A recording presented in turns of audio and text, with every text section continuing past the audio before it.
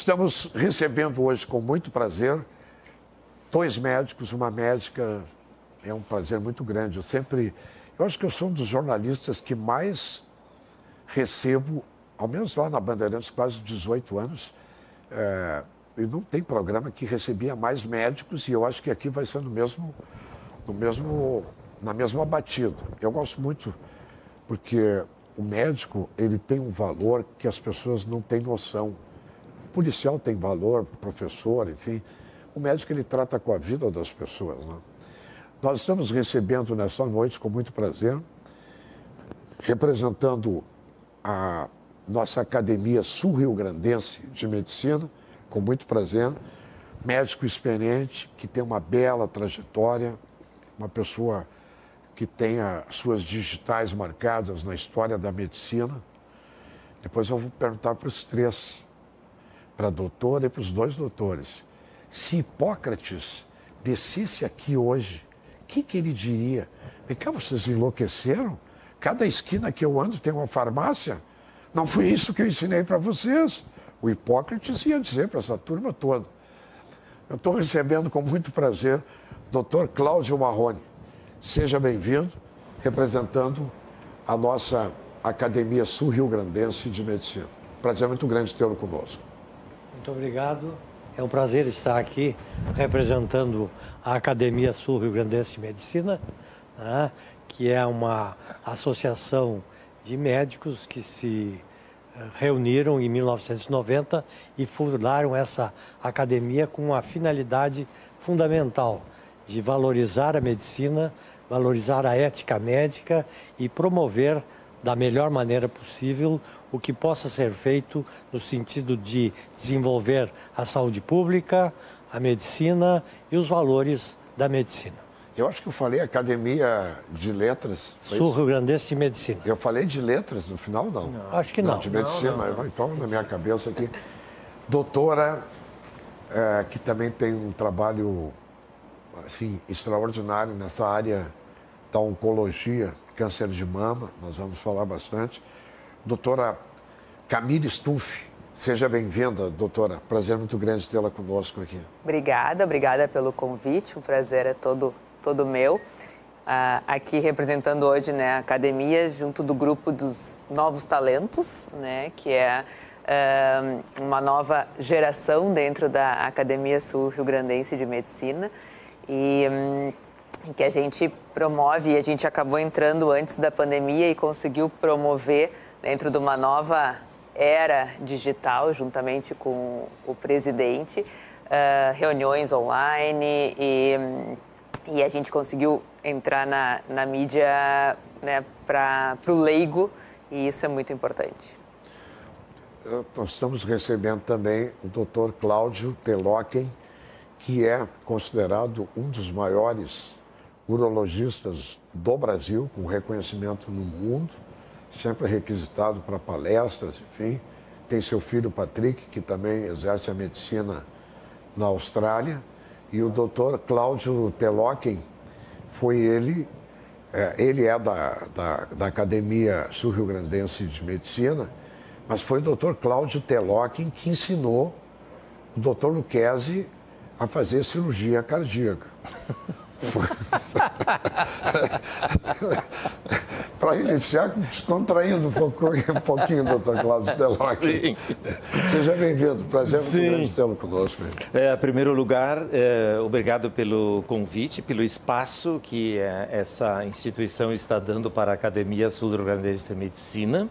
A gente está muito honrado com isso, particularmente porque nós estamos vivendo aqui o Novembro Azul, que é uma situação que foi criada em 2003 na Austrália, né, onde tem uma base de ajudar a população, instruir, difundir as maneiras das pessoas se precaverem contra a doença câncer de próstata que vai progredir e tal. Então, muito obrigado pelo convite. A gente está à disposição aí para qualquer coisa que o ilustre jornalista Milton nos apresentar. E bem-vindo, Mildo, novamente, voltando do Canadá para a nossa terra. E nós admiramos muito o teu trabalho e vamos propagar sempre a tua manifestação aqui. Obrigado. Obrigado. Eu queria colocar assim para a gente iniciar, depois nós podemos falar um pouquinho não, acho que nós temos que, para uma prestação de serviço, falar sobre urologia, falar sobre o câncer de mama, falar sobre a área também do Dr. Marrone, mas eu queria, assim, e sobre a academia, que eu acho que é importante a gente, né, esmiuçar mais um pouco sobre a academia. Mas eu quero colocar assim, porque a pauta aqui sempre é livre, é uma das características por onde eu passo, por onde eu faço o programa, de deixar a pauta livre. Eu queria uma avaliação dos senhores, porque a medicina, ela vem avançando no campo científico, tecnológico, de uma maneira assim surpreendente, né? Uma coisa impressionante. Só que a formação que eu tenho observado pelo inúmero de... Todo mundo quer colocar hoje uma faculdade de medicina. Eu nunca imaginei que eu fosse assistir aqui em Canoas vendendo faculdade de medicina, 700 milhões, a UBRA vendendo uma faculdade de medicina a 700 milhões. Absurdo. E aí eu pergunto, com a experiência que os senhores têm, né, que vem de uma geração diferente da formação, é preocupante para a sociedade, porque esses médicos que estão saindo da faculdade, e muitos agora, inclusive, com esse governo, que além de ser um governo, isso não é governo, né? Isso é uma pirataria. Botaram uma pirataria lá no Palácio do Planalto e chamam de governo.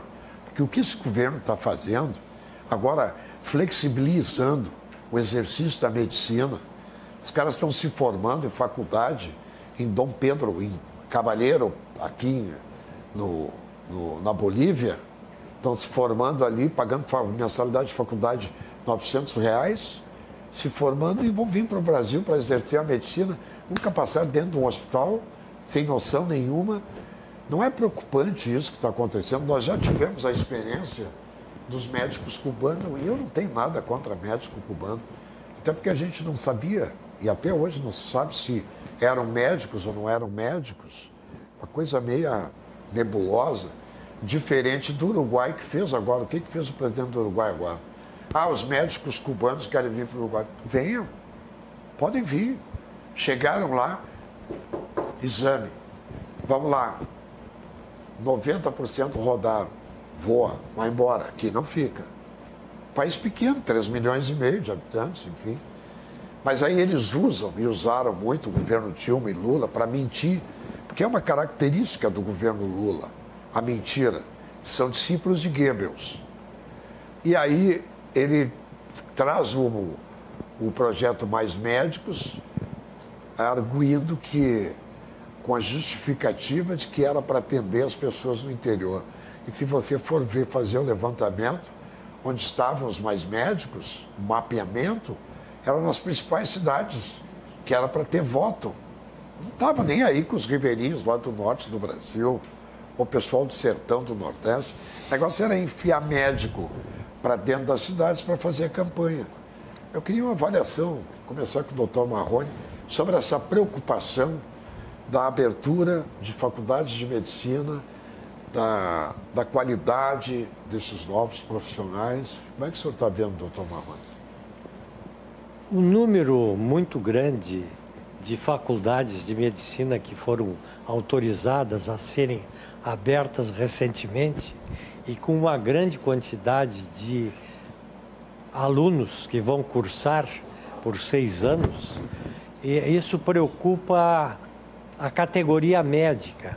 Mas a preocupação, ela não é corporativa, ela é uma preocupação com a qualidade desses egressos, porque só abrir uma faculdade de medicina e ter uma parte teórica inicial não é suficiente para que se tenha qualidade, porque o médico, ele além de ter a necessidade de uma teoria importante, ele é um indivíduo que tem que desenvolver habilidades práticas, ele tem que fazer o seu aprendizado fazendo atividades práticas em enfermarias, em ambulatórios, em blocos cirúrgicos. E isto não é o que se encontra na maioria dos lugares onde atualmente foi autorizado que se cursasse medicina. Em algumas dessas cidades não existem, por exemplo, ambulatórios diferenciados para que eles pratiquem. Não existem hospitais onde eles vão ter a sua prática. E isso é fundamental. Então, eu acredito que há um erro no sentido de que a qualidade não interessa. E o que interessa é a quantidade. Coloque um grande número, dissemine as faculdades, isso poderá fazer com que a população tenha uma assistência médica e essa assistência médica vai fazer o que nós queremos, que todo mundo possa ter assistência médica. Isso é um erro, porque o número de médicos que vão se formar é um número muito grande, a qualidade vai diminuir e existe outra situação. Estes médicos novos, como já aconteceu, eles não vão ficar nas áreas longínquas para as quais foi pensado que deveriam ir.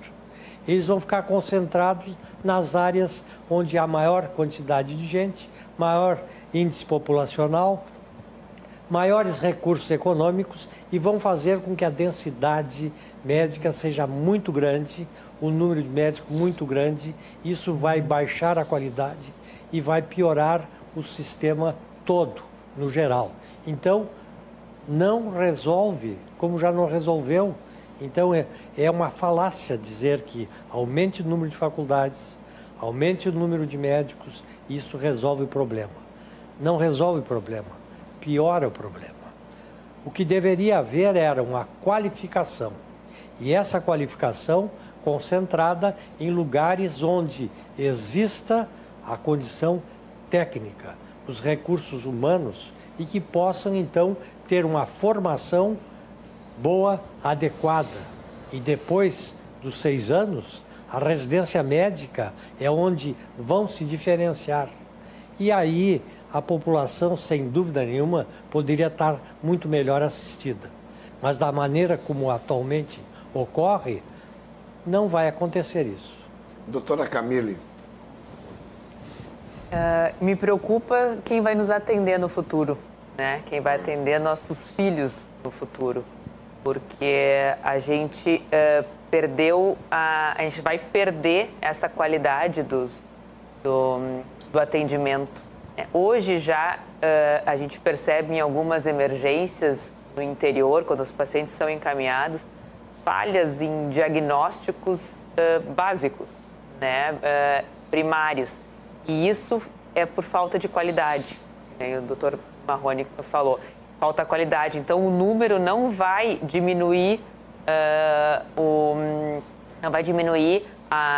atendimento nas capitais, não vai diminuir o atendimento nas emergências, porque vai faltar o atendimento primário de qualidade. Então, nos preocupa como será daqui para frente, né? Quem vai nos cuidar?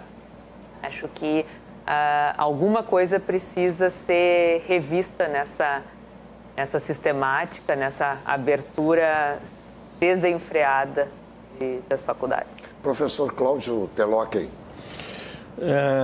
Eu acho que o que o professor Marrone falou, eu assino embaixo, é isso que nós estamos vivendo. Nós estamos no futuro, daqui 5, 10 anos, nós vamos ter uma catástrofe aqui. Quem vai pagar isso é o paciente que mora longe dos centros nas cidades aqui no Brasil, porque o treinamento, eu que fui aluno do Marrone, a aula, o aprendizado da gente é o paciente no leito, o professor ao lado, ensinando como se examina, qual é o relacionamento do médico com o paciente, as táticas, as técnicas, as soluções, as hipóteses para fazer raciocínio.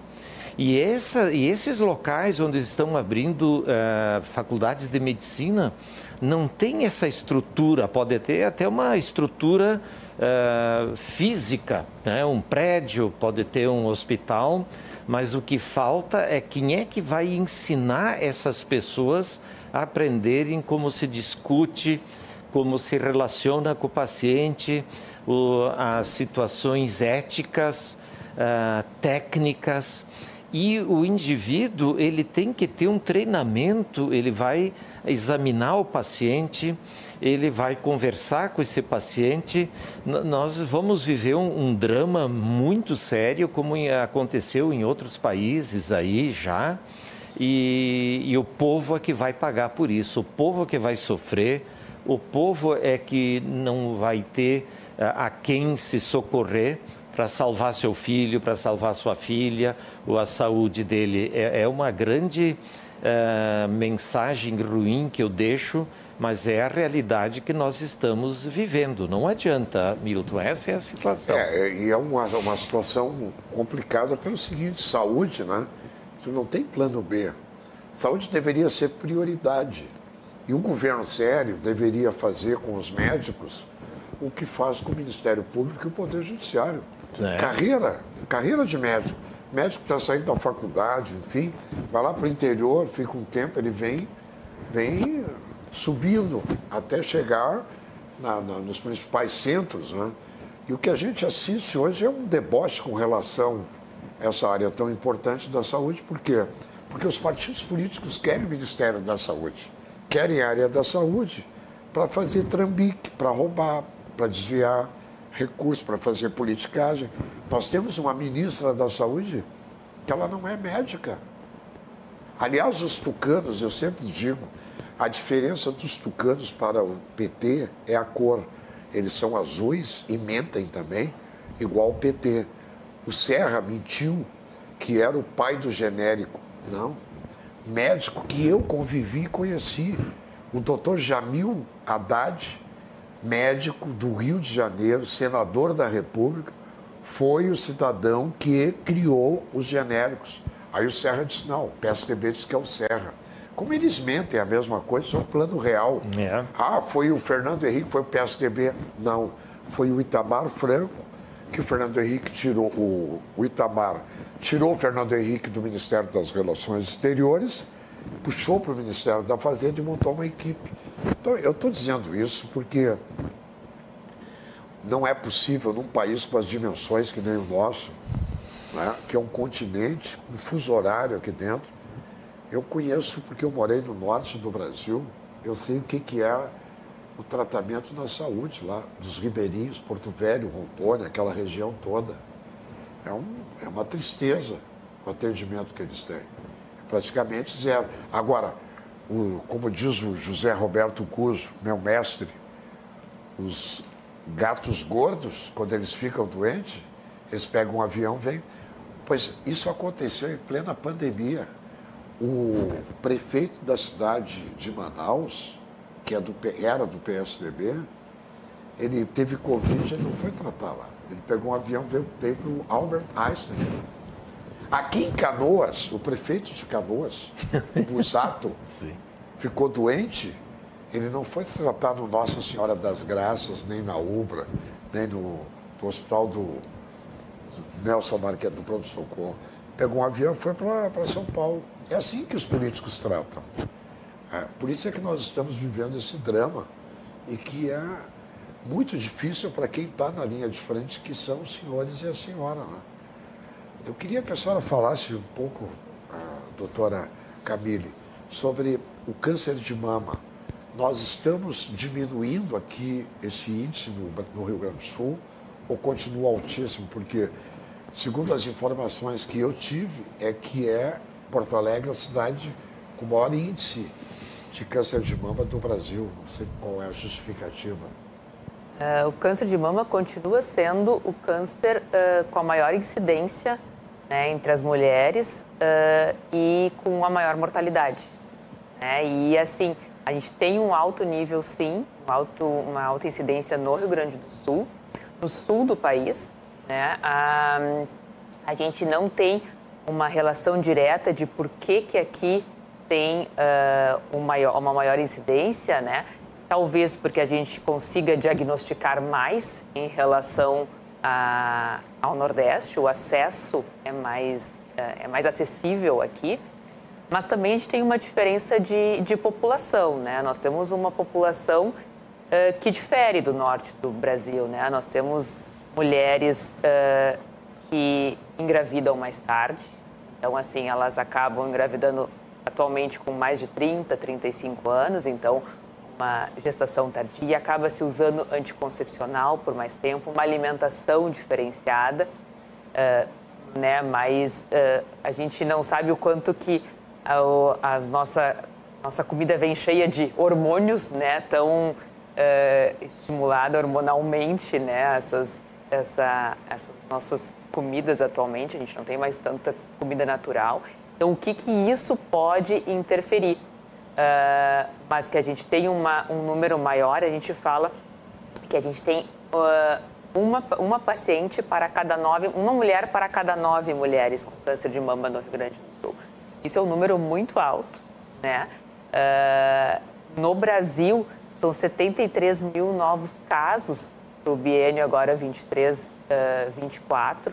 Então, acima de próstata, acima de pulmão, né? Em mulheres é bem acima do segundo, né? Pulmão, colo de útero, que também afeta grande número de mulheres.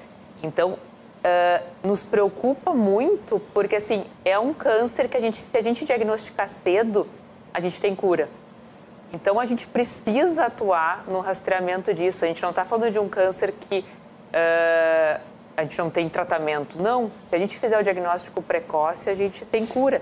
Só que cadê essa população que não está chegando, que não está chegando no diagnóstico precoce? Por que está demorando para essa paciente chegar? Demora no posto de saúde para encaminhar para o terciário, a paciente, a mulher, demora para buscar ajuda, porque existe também uma relação muito de medo, né, da mulher em buscar, às vezes, o tratamento. Os sintomas, assim, para a gente fazer uma prestação de serviço, quem está nos acompanhando, quais são os sintomas quando coloca a mão no... Outra coisa que eu queria lhe perguntar, a implantação de silicone pode causar também câncer de mama ou não tem nada a ver? Tá. Respondendo a primeira pergunta, o ideal é que a gente não sinta nada, né? Que a gente consiga fazer o diagnóstico antes de ter algum sintoma, que a gente consiga fazer o diagnóstico através da mamografia.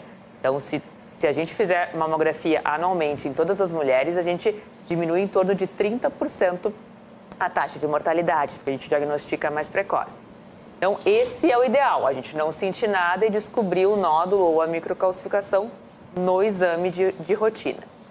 Mas, se por acaso vier a sentir um nódulo de mama, alteração da pele, alteração de mamilo, secreção pelo mamilo, que seja uma secreção mais com sangue ou mais transparente, que tenha uma alteração de pele e de formato, esses são sinais que a gente tem que buscar.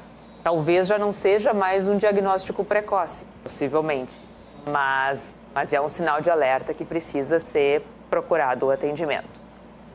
Sobre o implante de silicone, não. A gente não tem uma relação que o silicone cause câncer de mama, né? Não tem essa relação, do ponto de vista do câncer de mama, colocar a prótese mamária, que é a cirurgia estética mais feita no mundo, ela é segura.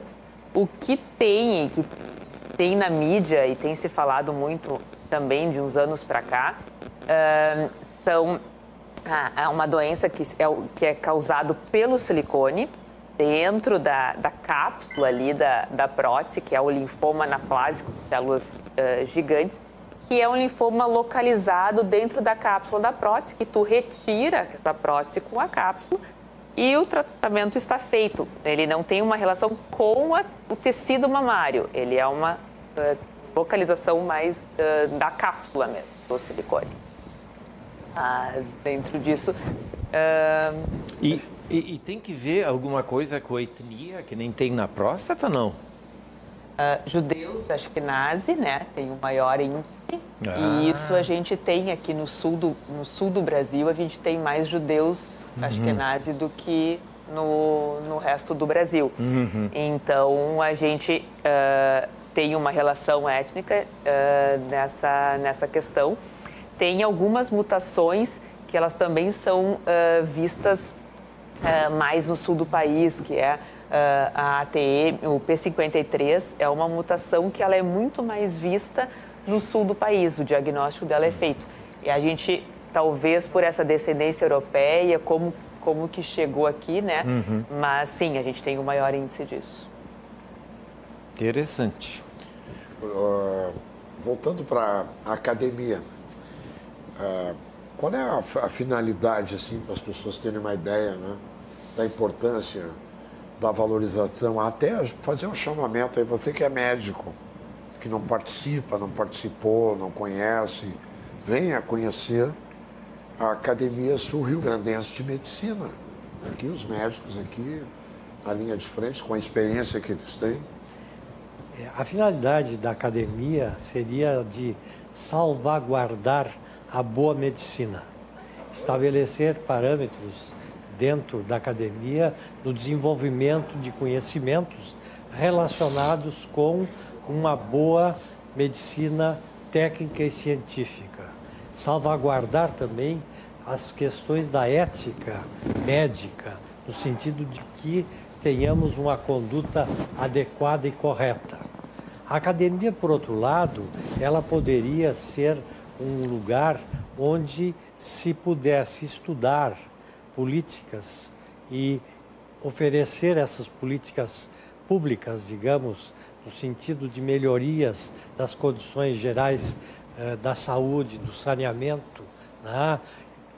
Como uma espécie de consultoria que se poderia fazer para auxiliar o poder público e auxiliar outras instituições.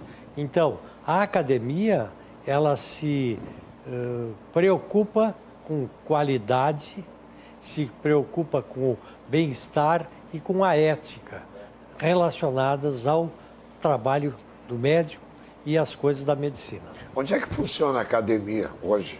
Ela funciona, em geral, nas reuniões junto ao CREMERS, ao Conselho Regional de Medicina. E tem uma sede num edifício ao lado do CREMERS também, ali perto da Princesa Isabel. E as reuniões são reuniões periódicas, mensais. Nós temos também reuniões científicas, reuniões culturais e administrativas, né? E que temos esse conjunto, né? Que são 60 membros, né, da academia, e temos essa atividade. Aliás, falando em CREMERS, né, Conselho Regional de Medicina, que está aqui agora o Eduardo Trindade, que retornou à presidência do Conselho Regional de Medicina, que a gestão passada foi um desastre, né? É uma das instituições mais... é a mais importante da medicina, é o Conselho Regional de Medicina. Então, o Conselho Regional de Medicina não pode ser levado para o caminho da politicagem. Né? Tantos nomes importantes ali passaram, né? Eu lembro aqui o Dr. Joaquim Xavier, que foi corregedor lá há tanto tempo, oftalmologista, vários médicos aí, o Marco Antônio Becker. Aliás, você sabia, você que está aí do outro lado da tela, você sabia? Antônio Becker, caiu o microfone aqui de novo, tá difícil de prender esse microfone aqui. Botar um microfone, ver se eu compro um microfone novo. O Marco Antônio Becker, ele não morreu. O Eliseu Santos também não morreu.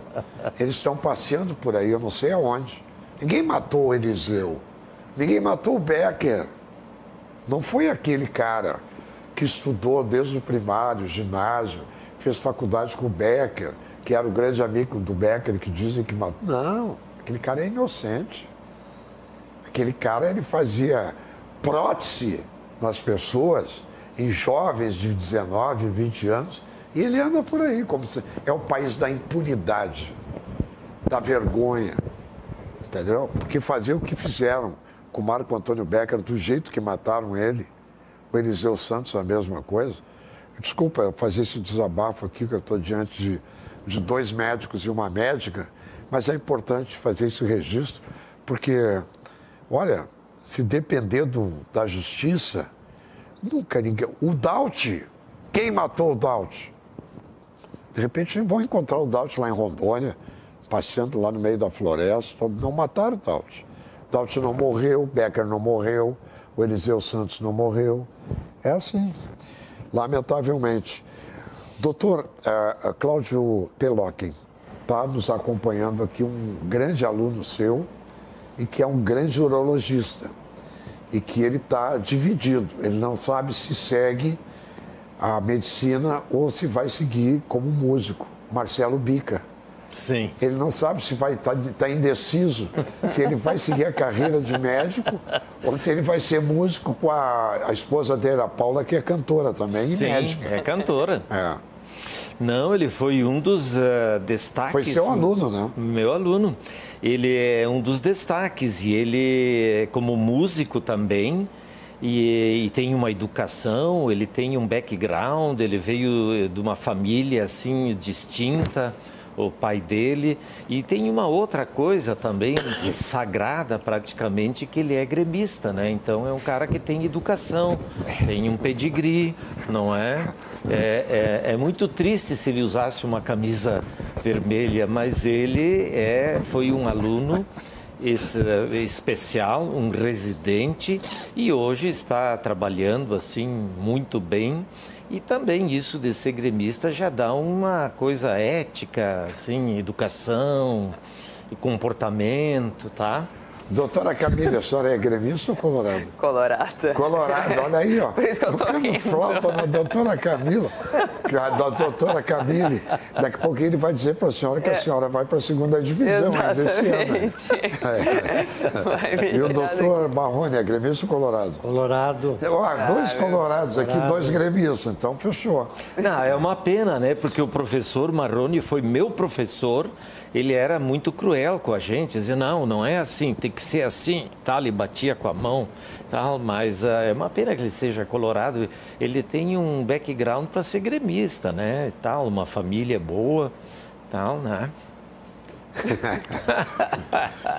Nós estamos recebendo nesta noite, brincando um pouquinho para descontrair, né? A vida é tão pesada no dia a dia, a doutora Camille Stumpf, que é uma grande especialista na oncologia, nessa área do câncer de mama. Aliás, vou mandar um abraço para o meu vizinho, para a Patrícia, que é médica, e para o meu vizinho, que é um grande oncologista também, o Carlos Barrios.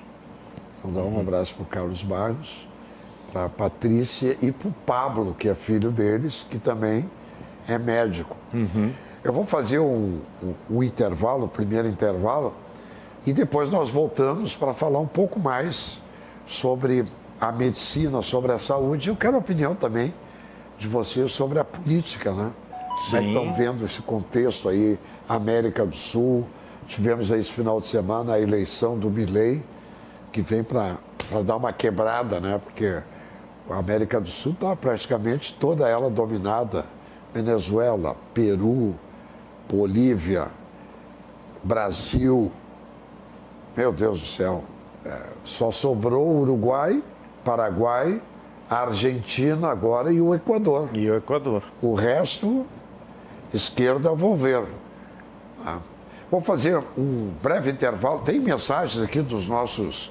Se tiver mensagem aqui antes do intervalo, mensagem dos nossos telespectadores. Não tem mensagem? Oi? Eu não estou ouvindo, mas então, depois do intervalo, vamos colocar as mensagens. Lembrando a você que se você está fora do Rio Grande do Sul, você está fora do Brasil, ou aqui mesmo no Rio Grande do Sul, você quer enviar uma mensagem para o programa, coloca o telefone dessa maneira, o vídeo, né? É um vídeo de 30 a 40 segundos, o seu nome da cidade onde você está falando, envia para cá, e nós vamos colocar no ar. Aliás, essa semana que passou, nós também tivemos aqui 3 médicos. O doutor Eduardo Trindade, o doutor Álvaro Albert, cirurgião cardiovascular, Sim. e o doutor Marcelo Bica. Os 3 aqui na semana passada. Breve intervalo, voltamos em seguida. Obrigado pela audiência. RDC Repórter na tela com você. Estamos voltando com o nosso RDC Repórter desta terça-feira, recebendo com muito prazer a doutora Camille Stumpf, que é especialista em mama, câncer de mama, da Academia Sul-Rio-Grandense de Medicina, recebendo com muito prazer o professor Cláudio Maroni, e recebendo também com muito prazer o doutor, dos grandes especialistas em urologia, Dr. Cláudio Teloquem. São os nossos 2 convidados e a nossa convidada. Nós estamos falando sobre saúde, né? Saúde que é fundamental. Deixa eu provocá-los aqui, e junto com o nosso telespectador, se o Hipócrates descesse aqui em Porto Alegre hoje, ele, para um pouquinho, Farmácia São João, Raia, Panvel, cada esquina tem uma farmácia. O que representa isso? A população está doente ou é a voracidade da indústria farmacêutica nacional, internacional, os laboratórios? Isso não é só aqui no Sul, não é só no Brasil. O mundo inteiro está dentro desse processo. Esses dias, eu conversando com um médico, não vou dar o nome aqui, ele me disse que os pacientes andam reclamando muito, porque nem todos, obviamente, todas as profissões têm os bons e os maus profissionais, mas que o paciente senta na frente do médico e não tem mais aquela relação que tinha no tempo, por exemplo, o Dr. Maroni, o Dr. Cláudio Teloquem, a doutora Camille, que senta com o paciente, conversa, examina. Hoje tem médico que o paciente senta, recebe friamente e tal. O que está sentindo? Estou sentindo uma dor aqui. Então tá, vou prescrever aqui. Faz o exame X, Y, não sei o quê, papapá. Depois volta com o resultado. As pessoas estão reclamando muito disso. Isso tem sentido. Eu queria uma observação com a experiência, né? E principalmente sendo os representantes da Academia Sul-Rio-Grandense de Medicina, sobre esse comportamento. E não é exclusividade aqui no sul do Brasil, isso é no Brasil inteiro e no mundo. Como é que os senhores analisam isso? Vou começar com o Dr. Cláudio Teloquem. Olha, eu discordo um pouco, Milton, sobre isso. O número de drogarias, farmácias na Austrália não é assim. É que o brasileiro, ele tem ele é seduzido pela mídia e todo mundo vai numa farmácia e compra alguma coisa para levar para casa e tal. A mídia seduziu ele depende de um medicamento e toma muitas coisas que não precisava. Então, na Austrália, tu não paga o medicamento, tu chega, tu vai recebê-lo, se tu precisa, com a devida prescrição. Lá tu não podes, por exemplo, receitar determinados antibióticos se tu não tiver a permissão federal. Então tu tem que usar e te comunicar, e daí tu vai falar, olha, é assim, é uma infecção urinária, uma infecção no rim, tá? Então tu está autorizado a fazer. Aqui o medicamento, olha a crise que nós estamos vivendo na reprodução humana, no uso de testosterona aleatoriamente. Hoje tem profissionais que têm consultórios e que não são médicos e que vendem testosterona. Não sei como é que eles adquirem, mas de algum lugar. Então tem gente com infertilidade masculina pelo uso inadequado e exagerado desses hormônios e que não vão ser pais depois, não é? Então, nós estamos vivendo uma crise e já me pediram para escrever sobre isso, o uso de hormônios para ficar bombado, né? A pessoa acha que vai ter mais força física e tal. Depois, quando para com isso, nós vemos isso no ambulatório de andrologia. Então, eu acho que é mais uma dependência, é a mídia fazendo pressão e seduzindo esse pessoal que vai nas farmácias e compra medicamento para qualquer coisa. Doutor Cláudio, antes de passar para a doutora Camille e para o doutor Maroni, eu queria que o senhor explicasse para os nossos telespectadores, que eu acho que é fundamental e importante. O Brasil está vivendo um momento agora em que os donos do poder, oriundos do Foro de São Paulo, se eles querem detonar com a polícia, educação, eles já se filtraram lá dentro faz muito tempo, só que agora eles querem, que eu acho que vai ser a derrocada, se conseguirem fazer com que o Brasil libere maconha, dividindo as fronteiras com os maiores produtores de maconha do mundo, isso aqui vai virar um sanatório geral. Mas até que ponto, no campo científico, tecnológico,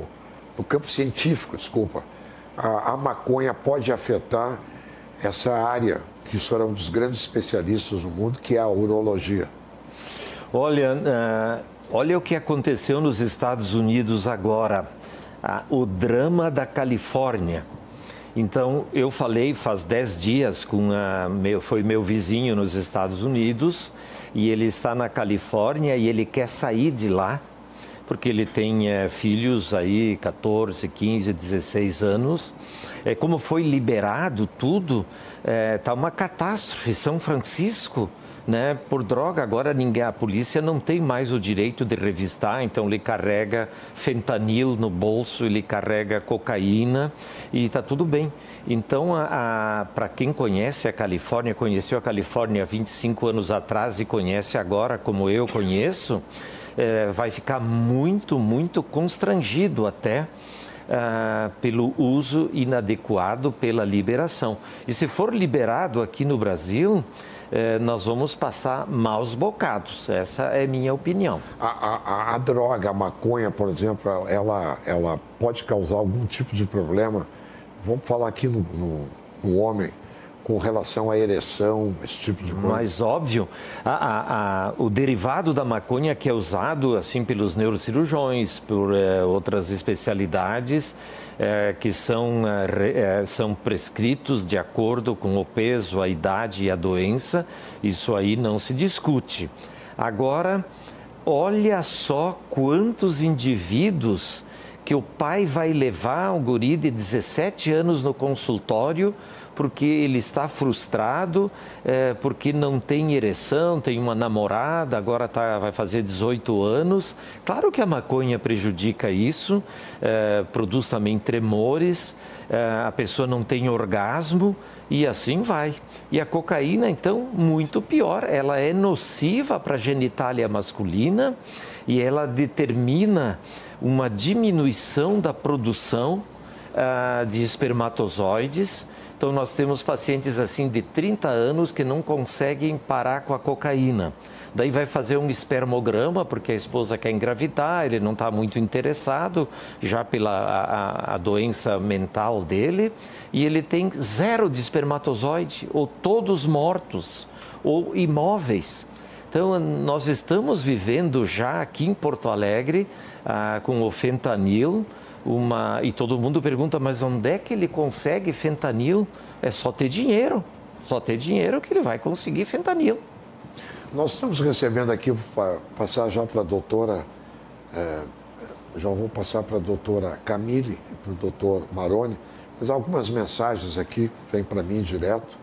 A doutora Stuff tinha uma família, Stuff, na rua Garibaldi, que eram parentes do vô Arthur de Barra do Ribeiro, Arão Platchek. Quem manda a mensagem é Ania Tânia Platchek. Tá mandando a mensagem aqui. A dona Vera Silva. Boa noite, Milton e convidados. Meu filho é médico, como minha filha, sempre fala que tem pena de quem precisar de bons médicos futuramente. Muitos incapazes de aceitar o que os professores estão tentando ensinar. Vera Silva. Não deve ser fácil ser professor hoje em dia, né? Doutora Camille, a droga, a maconha, a cocaína também afeta as mulheres, também nessa área da mama, né?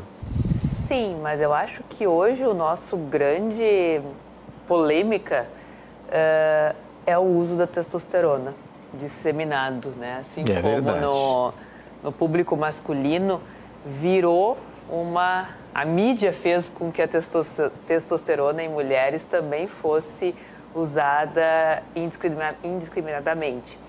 Porque as mulheres começaram a fazer exames de testosterona baixo, e aí querem repor. Mas assim, mulher tem testosterona baixa, porque a testosterona é produzida no testículo. Mulher não tem testículo, mulher não produz testosterona. Então ela tem níveis muito baixos, né, de testosterona. E começou a virar moda o uso da testosterona para as mulheres, que obviamente vai te dar mais massa muscular, vai te dar um pouquinho mais de vitalidade, e a mulher vai se sentir bem. Só que isso, ao longo prazo, a gente não sabe o efeito. E a gente não sabe o efeito, principalmente na mama da mulher, né? E se desconhece o efeito da testosterona sobre a mama da mulher. Então, o que a gente vai ver daqui uns anos, né? Porque, na verdade, a gente sabe que a testosterona vai atuar nos receptores de estrogênio também, que é os receptores que tem, né, no câncer de mama. E como é que isso vai piorar a incidência do câncer de mama e como é que vai piorar a evolução das mulheres que já têm câncer de mama, né? Não tem nenhum estudo que mostre segurança do uso de testosterona como reposição hormonal. E isso tu compra em qualquer lugar, que eu também não sei como é que se consegue, mas se compra. E basta querer. E aí, nas academias e no consultório, a gente tem recebido as pacientes questionando, e a gente tem evidência que realmente não tem segurança, mas que sim, pode ter risco. E é uma droga da mulher moderna hoje em dia, é o uso da testosterona. Claro que né, indo para cocaína, para maconha, sempre que tu vai para o uso de maconha, de uso de drogas, tu tá deixando também de lado uma vida saudável. E a gente sabe que a relação de uma vida saudável tem uma relação direta com o câncer de mama, né? De a gente ter mais exercício físico, uma alimentação saudável, isso te deixa com uma imunidade melhor, são fatores de risco modificáveis, né? Então, quando a pessoa usa cocaína, maconha, certamente ela já vai fugir um pouco dessa vida. E a mãe que amamenta durante um período longo o bebê, tem algum problema futuro com a mama ou não tem nada a ver? Na verdade, a amamentação, ela é um fator de proteção, né? Principalmente se a amamentação for realizada ainda jovem, eu digo assim, até uns 20, 25 anos, quando termina a formação da mama, que termina com a amamentação se torna um fator de proteção para o câncer de mama. Então, na verdade, a gente estimula que a mulher sempre amamente. Sim. Uhum. Doutor Maroni, voltando naquela questão que eu levantei. Mas eu queria falar um pouquinho da testosterona. Pois não, fique à vontade, por favor. Eu, digamos, trabalho com o aparelho digestivo e com o fígado. Na realidade, o uso da testosterona, que o pessoal das academias, né, utiliza muito para ficar com a musculatura muito desenvolvida, eles têm outros problemas relacionados com a saúde. E muitos deles são problemas hepáticos, problemas em que o fígado sofre. Então, o fígado pode ter, com o uso da testosterona, alterações a longo prazo, com lesões hepáticas inflamatórias. Às vezes, uma situação aguda chamada peliose hepática, que pode dar uma insuficiência hepática aguda, mas câncer primário do fígado é uma situação que também ocorre relacionada com o uso da testosterona. Agora, então, o paciente, o cidadão, por exemplo, eu vou colocar aqui o meu caso, quem tem a testosterona muito baixa, ela pode também trazer problemas de saúde para o paciente, né? Porque ela é fundamental que ela esteja na média, não é, doutor Telocchi, doutor Maroni? Sim, mas aí a questão é, o homem que tem a testosterona mais baixa do que o habitual tem que saber por quê. Primeiro, porque ele tem mais idade, é um fator. Segundo, tem alguma outra coisa que ocorre. E então, o especialista poderá dizer que tu tens necessidade de repor o hormônio na quantidade X.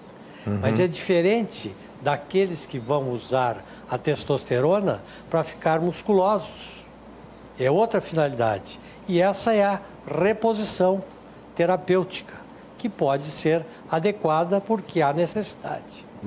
Doutor Cláudio Telocchi. Não, eu só queria acrescentar que a reposição de testosterona em quem é hipogonádico, ou seja, que a testosterona está baixa, se ele receber o que está faltando e pelo tempo necessário e na concentração necessária, ele não vai ter problema de saúde. Mas o que nós estamos vendo é o contrário. Então, olha, a pessoa, 20 anos, vai à consulta, olha, o meu pai é teu paciente, ele mandou aqui porque eu fui medir meus testículos e agora estão pequenos. Mas a musculatura desse tamanho, então o testículo diminui de volume e depois baixa a libido. Daí ele tem dificuldade orgástica, né? Não tem orgasmo e tem a vida toda atrapalhada.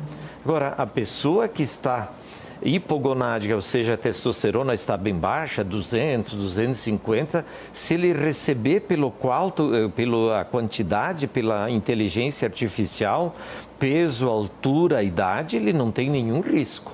Sim, é o testosterona para fins estéticos, né? Não, estético é trágico para nós. O problema para nós é o uso da testosterona para fins estéticos, que é a grande droga do momento, né? Quando ela tem uma indicação por alguma doença relacionada, existem os seus critérios de indicação, suas formulações específicas e liberadas pela Anvisa.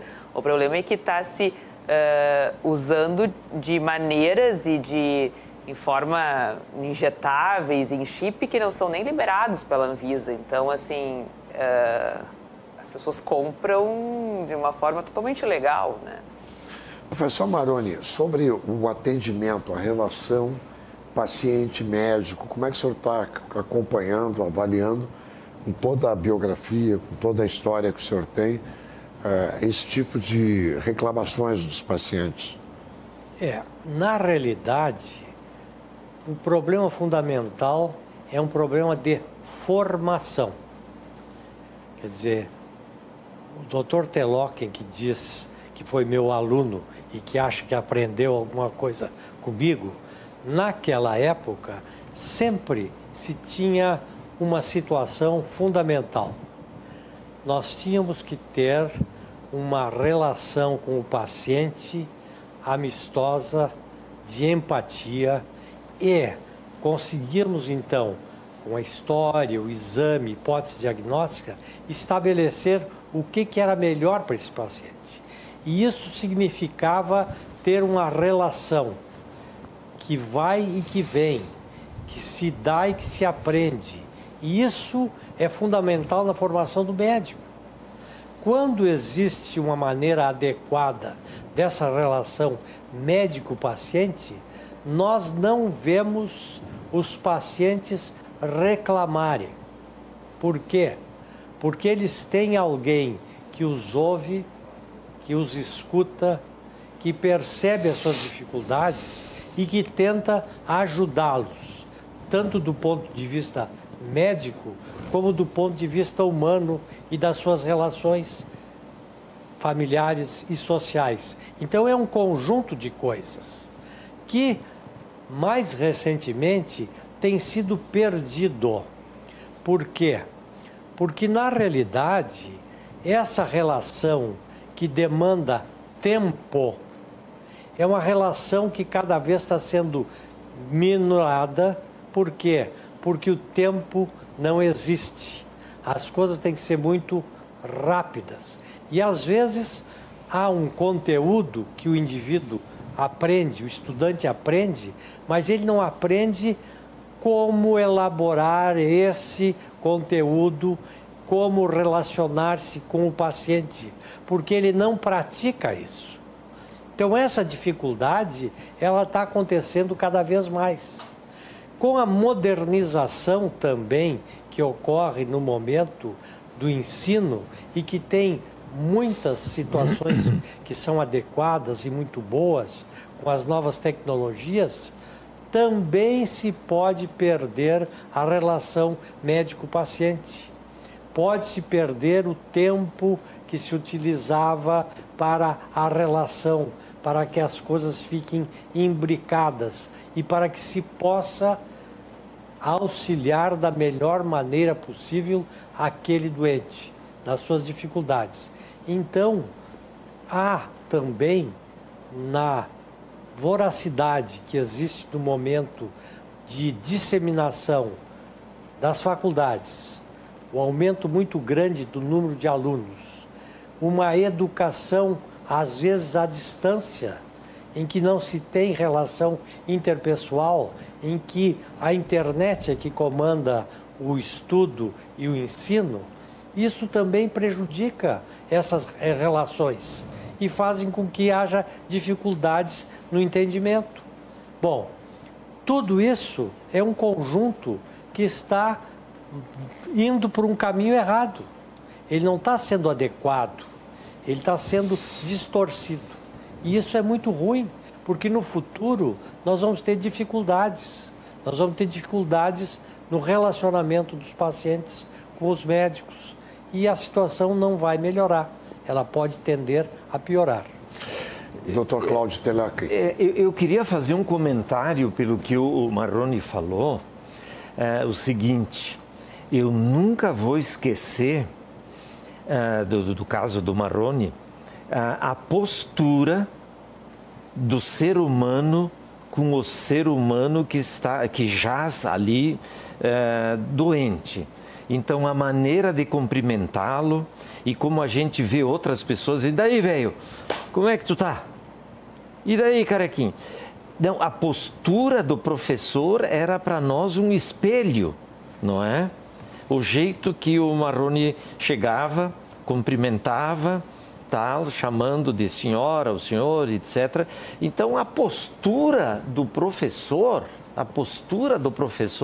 é um exemplo para nós e isso aí decaiu. É uma coisa que, às vezes, revolta até a gente vendo alguns no magistério fazendo. Isso é uma pena, né? Imagina eu no leito e o cara diz, daí, fulano, daí. Então, uma coisa assim, a postura é um exemplo, o professor é um exemplo para nós. Muito bom essa colocação do professor e aluno do professor Marrone e hoje um dos grandes especialistas na urologia no mundo, o professor Cláudio Telocchi. Estamos aqui recebendo o professor Cláudio Telocchi, a doutora Camille Stumpf e o doutor Marrone. Antes de chamar esse último intervalo, nós vamos nos encaminhar para os últimos 30, 40 minutos finais do programa. Algumas mensagens dos nossos telespectadores estão chegando aqui. Parabéns mais uma vez, Milton, pelo editorial corajoso, lúcido, trazendo à luz os desmandos do Supremo Tribunal. Grande abraço, Márcio Jorge, está sempre ligado conosco na Cidade Baixa. Tem mais mensagens aí? Ronaldo, boa noite, Milton. Sou eu, Renato Menezes. Parabéns pelo seu programa. Eu trabalho com TV e sou cinegrafista. Boa noite. Um abraço, Ronaldo. Muito obrigado aí, colega Ronaldo. Tem mais mensagens aí? Não? Não temos. Eu vou fazer o intervalo, depois a gente vem. Nós voltamos com mais mensagens dos nossos telespectadores, né? Que nos dá o prazer, de segunda a sexta, das 10 à meia-noite, a sua nova companhia na televisão. Tem novidade aí, vem a Rádio Conesul. Rádio Conesul, vai ter na Rádio Conesul o Augusto Nunes, Mendelski, eu, o Armando Burdi, né? Vem uma turma boa aí com a Rádio Conesul. Acho que até a metade de dezembro aí nós estamos com a Rádio Conesul no ar e programa também especial, repórter Milton Cardoso, programa diário especial no YouTube, além da companhia com vocês aqui à noite, das 10 à meia-noite. Peço desculpas mais uma vez, a televisão é rotativa, quem está ligando agora, Cláudio Telocken, a doutora Camille Stuff, o doutor Cláudio Maroni, e eu com a minha garganta aqui, com 2 médicos e uma médica, com certeza vou sair daqui com a medicação. Nós vamos. Com a medicação. Nós vamos te examinar, tá? Não vai ter. Hoje, como é que a gente chama isso na televisão e no rádio, sabe de quê? Jabá. Tu faz a propaganda do cara e aí tu vai lá depois na loja dele. Ah, que bonito isso aqui. Aí o cara te dá de presente. Não. Tem jornalista, cara de pau, que ele convida as pessoas, não fala no nome do restaurante, vai lá, come, bebe, levanta e vai embora e não paga a conta. Não tem, vocês não imaginam. E olha, e tem muitos e muitos. Não é. Eu vou fazer o último intervalo, nós voltamos em seguida com estes 2 grandes convidados e essa convidada especial nessa noite tão agradável de terça-feira. Está valendo a companhia.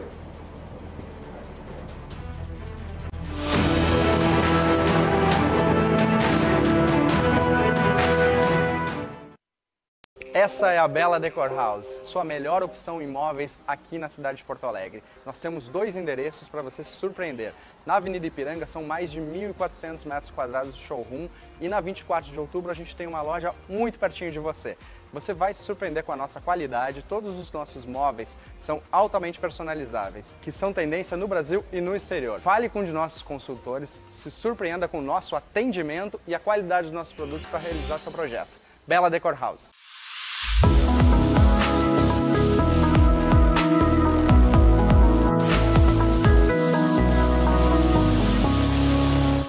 Para morar e investir em Porto Alegre, conheça agora o Palazzo de Milano. Apartamentos de 1, 2 e 3 dormitórios, localizados no coração do bairro Menino Deus. Invista em uma das localizações mais privilegiadas de Porto Alegre e aproveite condições especiais de pagamento direto com a Mare Construtora. Viva o melhor de Porto Alegre com o Palazzo de Milano. Prepare-se para viver a emoção do beach tênis na sua forma mais intensa. O maior evento de beach tênis está chegando. Direto do Eco Resort Vila Aventura, em Viamão, de 21 a 26 de novembro. Sul Special Cup de beach tênis.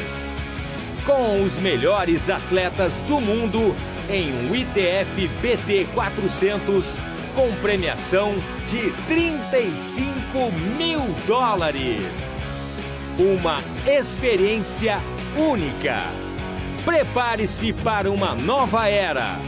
Em novembro, faça parte dessa história. Ao vivo, na tela da RDC TV. Aqui, a verdade é sempre notícia.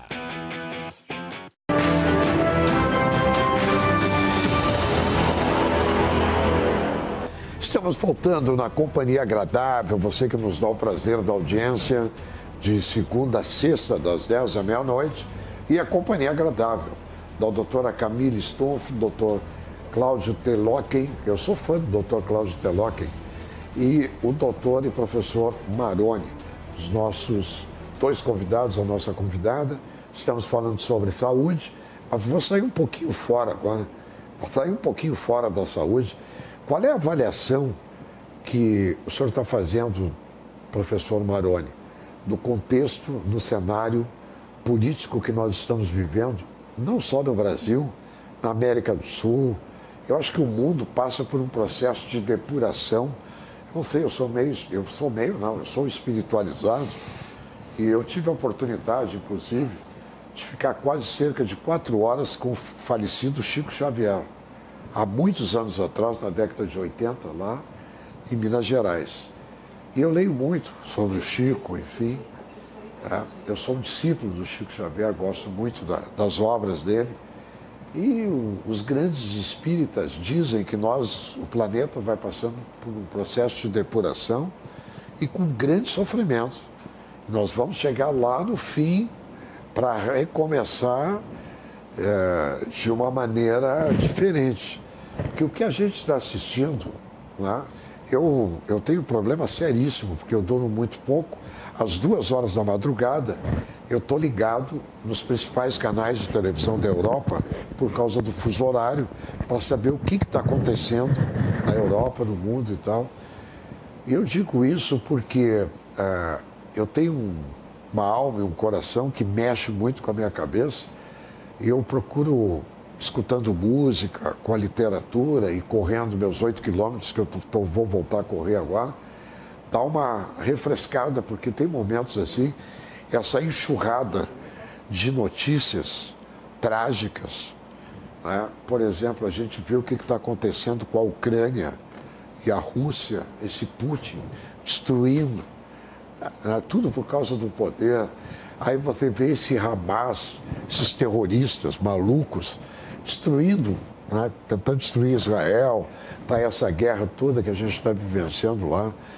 E a gente está assistindo também aqui no Brasil a disfarçatez, né? Porque nós estamos caminhando, no meu ponto de vista, para, se não derem chega para mais nesse PCC, daqui 5, 10 anos, eles vão começar a praticar terrorismo aqui.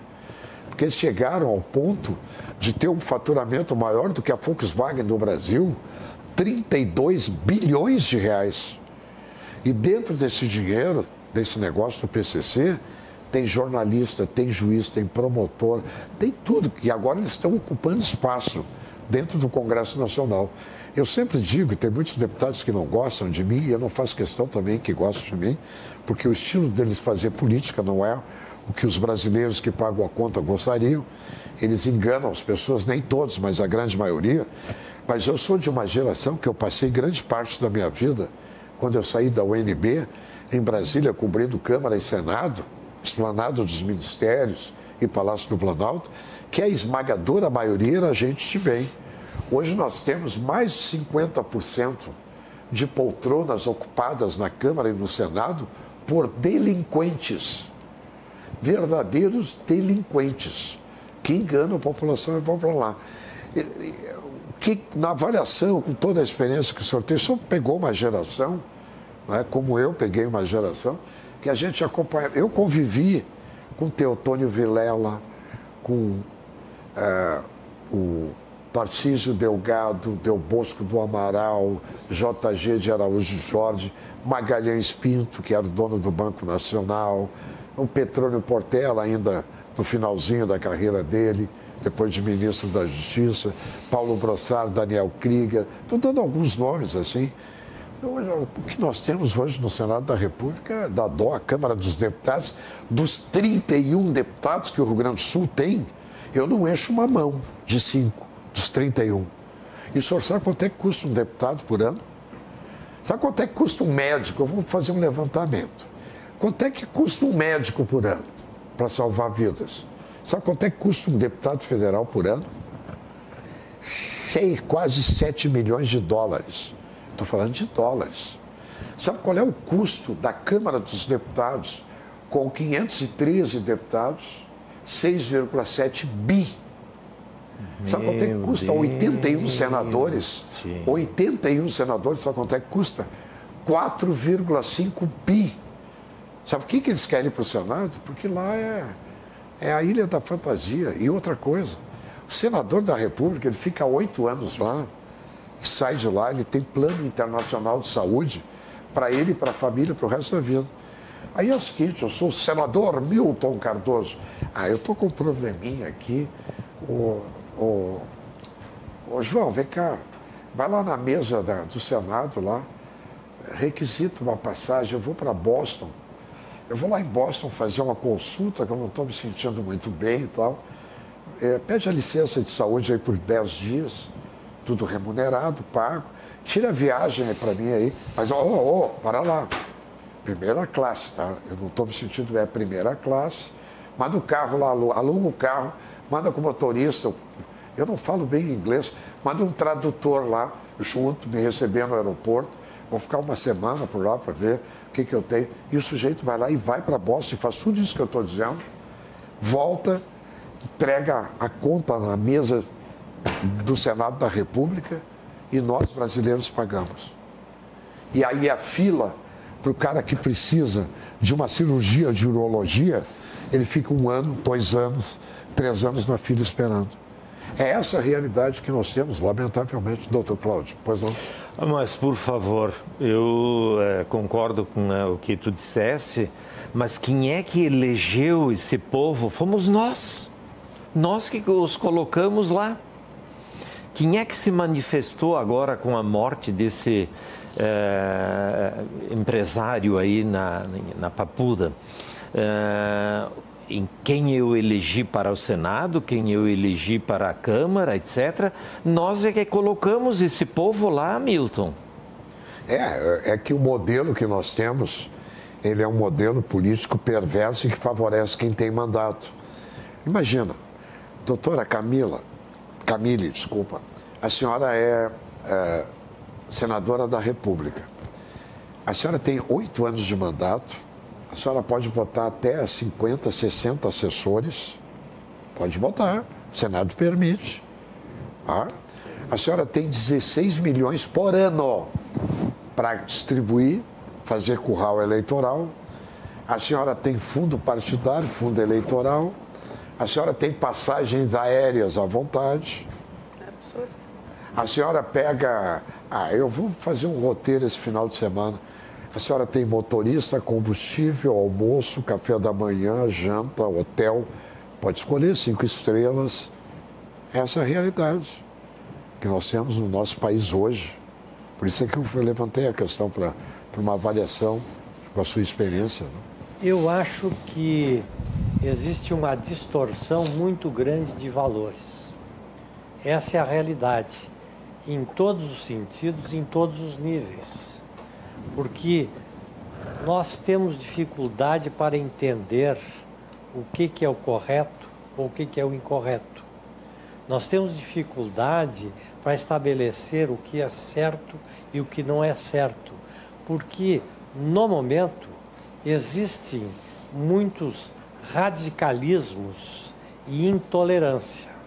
Na realidade, não se tem mais ideias que possam ser debatidas, discutidas, ponderadas.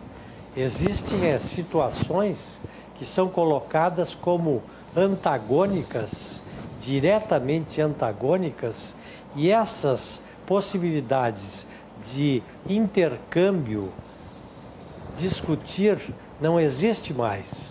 Porque no momento em que eu estabeleço que eu gosto do vermelho e não do azul, eu não posso mais ser um futebolista que tem uma rivalidade com o outro no campo de futebol. Não, se estabelece uma situação tão intensa de antagonismo que existe uma dificuldade de convivência. Não pode mais haver convivência porque pensa diferente. Não pode mais haver um mesmo ponto de convergência de algumas situações porque pensa um pouco diferente. E a intolerância estabelece, então, uma situação tremendamente ruim na evolução das coisas. Por quê? Porque não há mais um adversário, há um inimigo. Não há mais um indivíduo que pensa um pouco diferente. É um inimigo que tem que ser destruído. Então, isto não é no Brasil, isto é no mundo todo. Há uma intolerância. E, por outro lado, existe uma hipocrisia.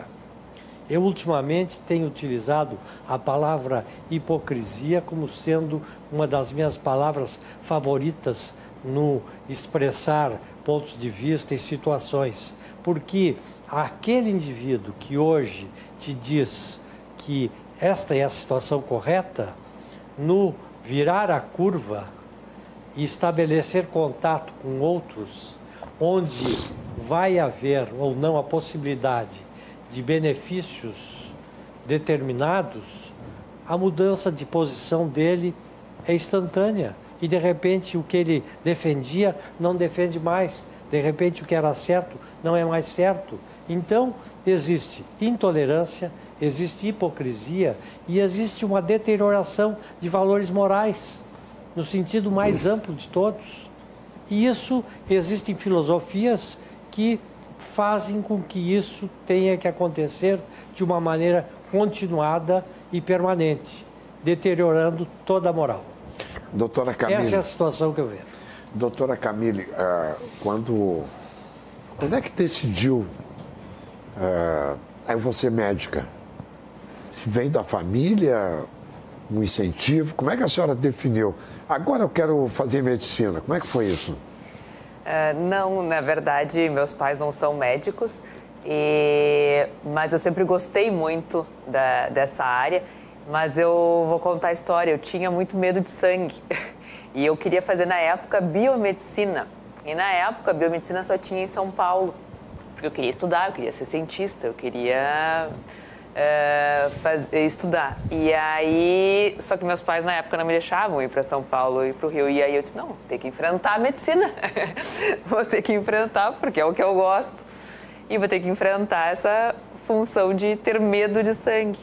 E, na verdade, hoje eu sou uma cirurgiã, né? Eu digo, a vida me levou por caminhos certos, graças a Deus, porque eu sou muito realizada nessa Fez faculdade aqui em Porto Alegre? Sim. E aí fiz minha formação na URGS, né? Na ginecologia, obstetrícia e mastologia na URGS, no Clínicas, que é uma referência na residência médica e mastologia do Brasil. Né? É uma escola inovadora no sentido de a gente fazer a oncoplastia.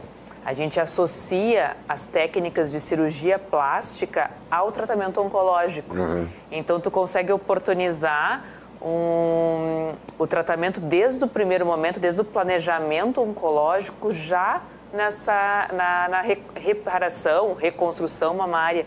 E isso dá uma autoestima e uma qualidade de vida para essa paciente e um enfrentamento diferente, né, ao tratamento, ao câncer de mama. Então, me orgulho muito, né, de ter feito esse caminho na URGS, porque realmente é uma escola diferenciada, né, no Brasil, e acho que deveriam todas as escolas buscarem isso. E claro que cada vez mais várias escolas estão fazendo, e existem cursos também de formação, inclusive na URGS, para outros médicos mastologistas do Brasil, porque a mama para a mulher, ela é um símbolo, né, da sexualidade, da maternidade.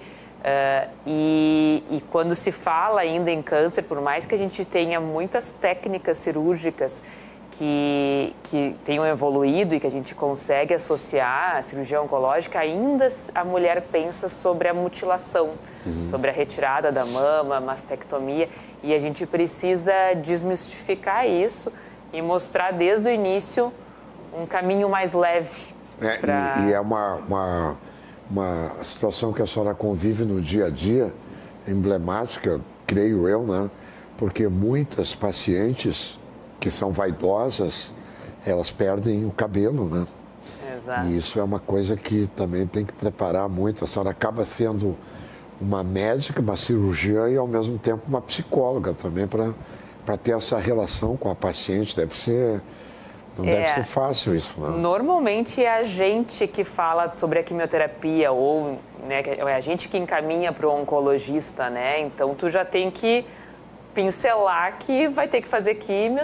A paciente a primeira pergunta que faz é sobre a perda de cabelo, né? Então, é mama, é cabelo, é a relação com o esposo. Então, é uma doença que acomete a mulher como um todo, né? Em todas as suas faces. Doutor Cláudio Telocken. Sim, senhor. Quando o senhor decidiu ser esse grande, extraordinário médico que o senhor é hoje? Eu tenho uma história interessante. O meu pai era comerciante e era uma pessoa que tinha um dom. Ele cantava, ele tocava instrumentos, violão, sanfona e tal. E era lá onde eu nasci o único sujeito que fazia injeção na veia. Então o médico que consultava mandava fazer as injeções lá com o seu Reinhold, não é? Então eu acho que vendo isso, ele ferver aquelas coisas com álcool e tal, a mesma agulha para vários pacientes, eu comecei a gostar disso e daí eu quis ser médico. Olha só, e doutor Maroni, professor Maroni, como é que foi essa decisão? Olha, o meu pai era médico. Aham. Então, Aqui em Porto Alegre? Ele era de Porto Alegre, mas ele foi para o interior. Ele ficou em Vespasiano Correia, depois em Nova Brécia. Eu nasci em Nova Brécia, depois ficou em Soledade, onde eu passei a minha adolescência. E lá em Soledade, o período de tempo que eu me lembro, né, da adolescência, ele trabalhava e atendia muita gente. Era médico de posto de saúde, era médico que fazia clínica geral, atendia pediatria, fazia partos, fazia cirurgia. Deixou centenas de afiliados, né, em Soledade. E eu, vendo tudo aquilo, gostei da maneira de fazer as coisas, de ser, e sempre pensei em ser médico. Como é que era o nome dele? Belmonte Marrone. Belmonte Marrone. E só o senhor da família foi para a medicina? Não, tem vários médicos na família. Não, digo irmãos. Irmãos, eu tenho um irmão que é médico e a minha filha é médica. Ah, filha. Qual é a especialidade deles? A minha filha faz a minha especialidade, o aparelho digestivo. Aparelho digestivo. O meu irmão faz medicina nuclear. Vou aproveitar para dar um abraço para a minha gastro, doutora Karine Leite, que é uma médica também, uma safra nova, mas uma grande médica. Doutora Karine Leite, que atende no hospital Cunhos de Vento. Pantoprazol. Doutora Karine Leite. Bom, o que disse o doutor Cláudio? Fala de receita pantoprazol. Eu vou dar uma notícia aqui para quem não está acompanhando futebol, que o Brasil está perdendo para a Argentina por 1-0. É isso? O Brasil está perdendo para a Argentina por 1. Milei aqui também está ganhando do Lula. Efeito Milei. Efeito Milei. É uma coisa impressionante. Voltando para a conjuntura política, como é que o senhor está vendo, doutor Maroni? A situação que nós estamos vivendo no nosso país, o senhor pegou uma época completamente diferente também. Né, eu acho que a situação no momento é uma situação complexa, porque ela está muito instável. E muita impunidade, né? É uma situação de muita instabilidade e, ao mesmo tempo, uma situação de dois pesos e duas medidas, situações, digamos, que não são parelhas na maneira como se avalia e se conduz. Então, isso traz insegurança para a população e uma insatisfação, porque, aparentemente, não está havendo resolução dos problemas que nós temos. Isso tudo, então, faz com que a população tenha dificuldades. As dificuldades podem ser econômicas, as dificuldades podem ser políticas, as dificuldades podem ser do emprego, né?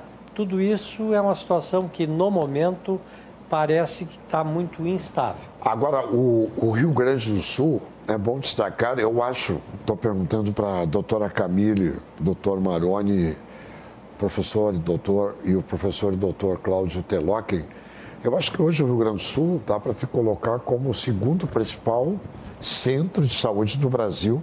Acho que só perde para São Paulo, não é isso? Ou não? Eu acho que é. O centro das coisas do Brasil é São Paulo. em tudo, também na medicina. Agora, se nós considerarmos algumas outras situações do sistema hospitalar, a qualidade da medicina, eu acredito que o Rio Grande do Sul é o segundo estado em desenvolvimento nessa situação.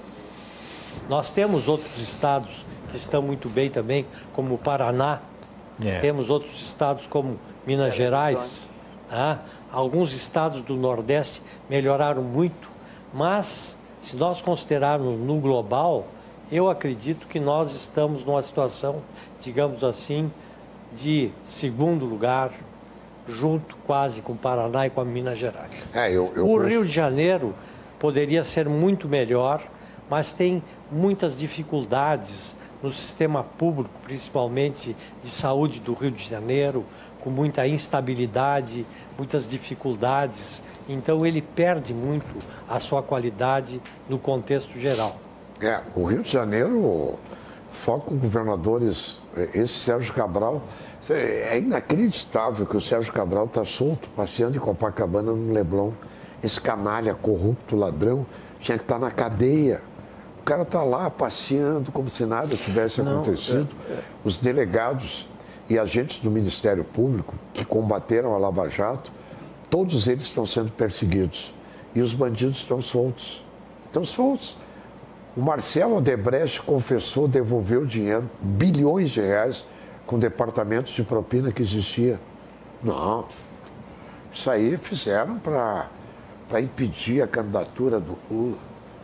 Lula condenado por corrupção, lavagem de dinheiro por 9 juízes, todos, não teve um voto a favor. Aí tem um gaúcho de Rondinha, que não vale um cafezinho, chamado Edson Fachin. Fachin, você não vale um cafezinho na esquina. É uma desgraça para quem é gaúcho saber que você é gaúcho, Fachin. O CEP do julgamento do Lula estava errado.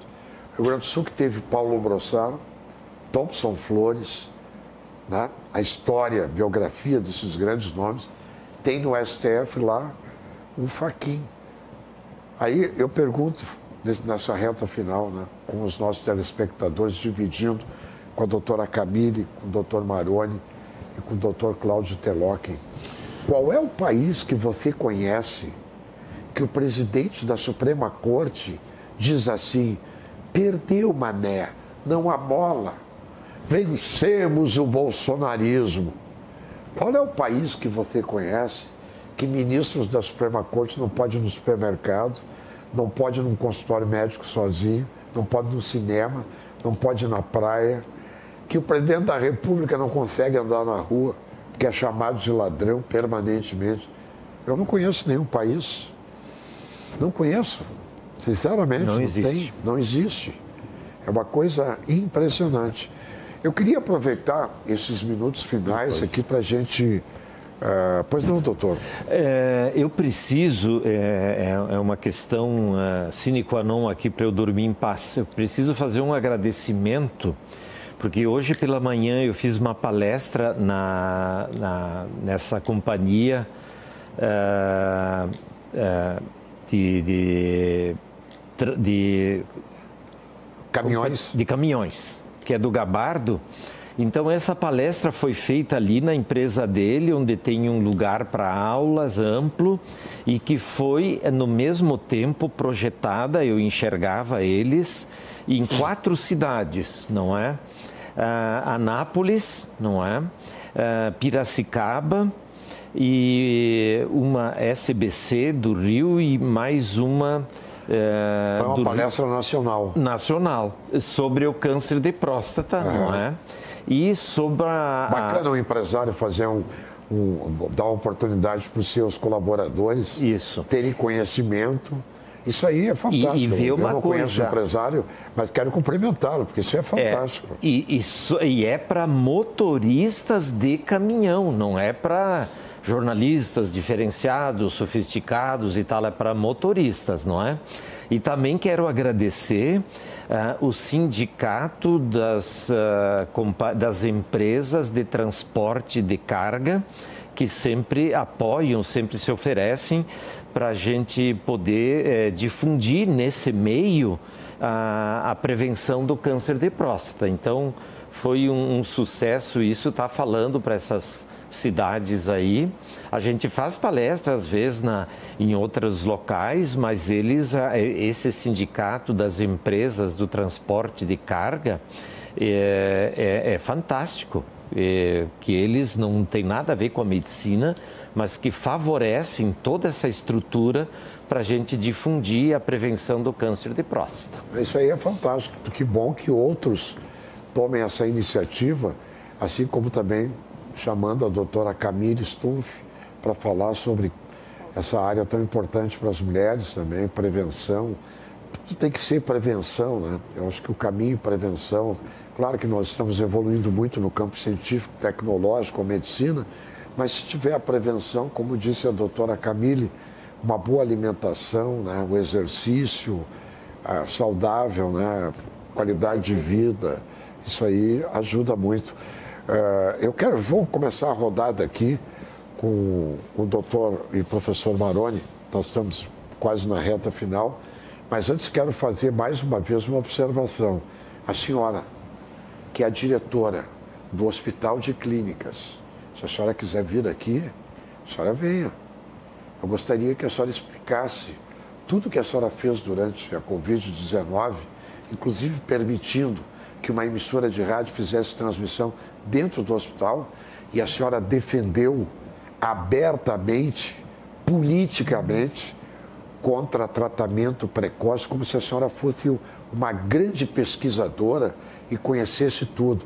A senhora dizia para as pessoas, e a senhora pregou lockdown, junto com grande parte da mídia: não saia de casa, fique em casa, senão você vai morrer.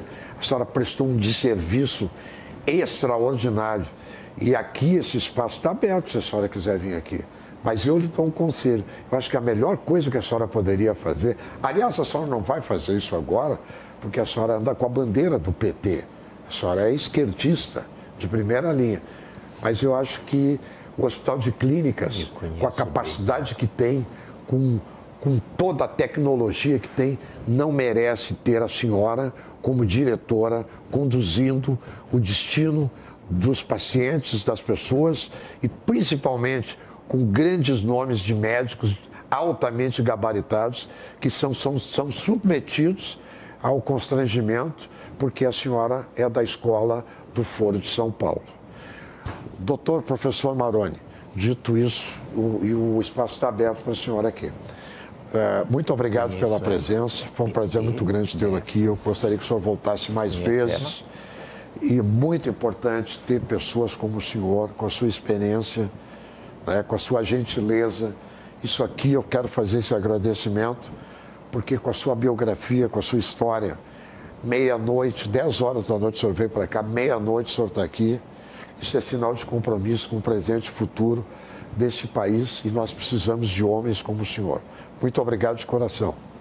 Eu gostaria de agradecer o convite, aqui representando a Academia Sul-Rio-Grandense de Medicina, no sentido de que nós temos que zelar pela boa medicina, pela boa técnica, pela boa ética, e que isso vai ser muito importante para o povo brasileiro.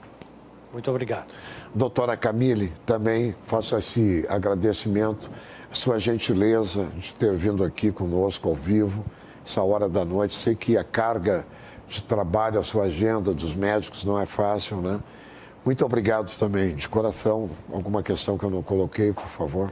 Eu agradeço o convite, né? Agradeço estar aqui. Acho que é importante a gente vir aqui falar sobre o diagnóstico, né? É Novembro Azul, mas teve Outubro Rosa, então a gente falar sobre a doença que, né, com maior incidência, maior mortalidade, que a gente precisa atuar nessa prevenção e rastreamento precoce. Então, estou sempre à disposição. Nós temos um programa às quintas-feiras que eu tinha há muitos anos na Band, que um amigo meu de São Paulo disse assim: Milton, o Jô tem as meninas do Jô, cria as meninas do Milton. Tá, as meninas do Milton não.